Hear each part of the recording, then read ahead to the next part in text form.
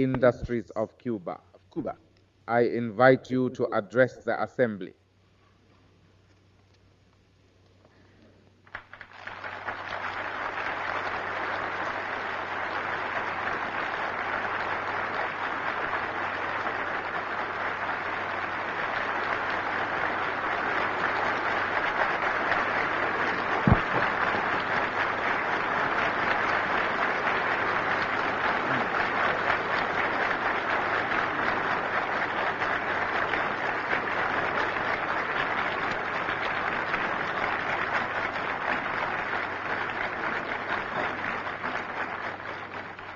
Mr. President, distinguished delegate,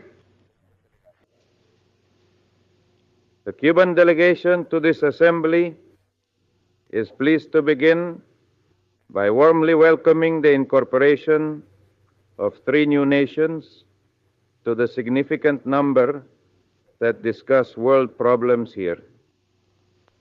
We therefore greet the President and Prime Ministers, the peoples of Zambia, Malawi, and Malta, and hope these countries join from the start the group of non-aligned nations fighting against imperialism, colonialism, and neocolonialism.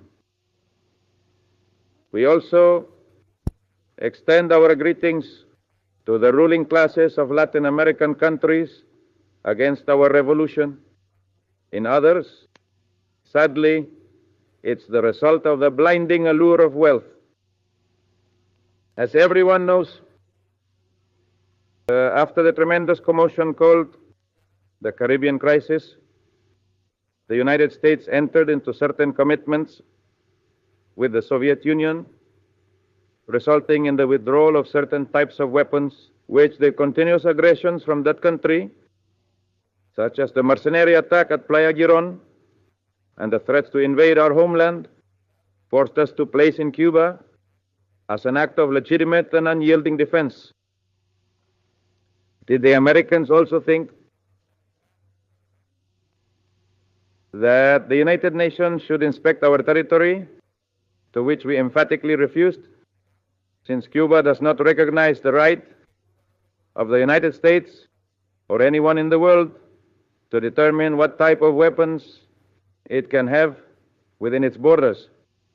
In this regard, we would only comply with multilateral agreements with equal obligations for all parties. As Fidel Castro said, as long as the concept of sovereignty exists as a prerogative of nations and independent peoples, and as a right of all peoples, we will not accept the exclusion of our people from that right.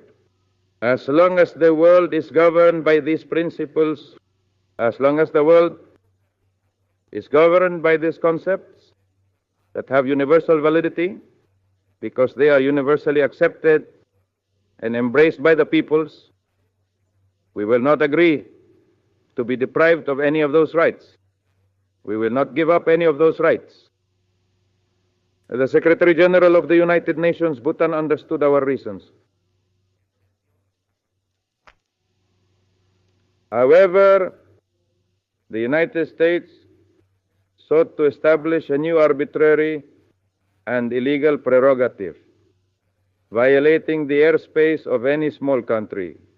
Thus, U-2 planes and other types of spy aircraft have been flying over our homeland with impunity, navigating our airspace.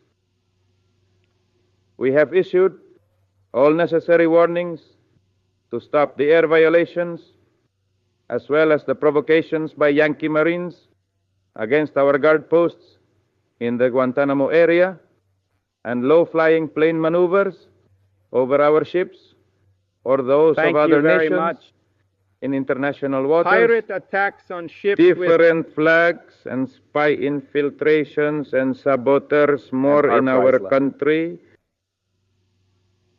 We want to build socialism. We have declared ourselves supporters of those who fight for peace. We have declared ourselves part of the non-aligned countries group, despite being Marxist-Leninists, because the non-aligned like us, fight against imperialism. We want peace. The new resolve of the American continent.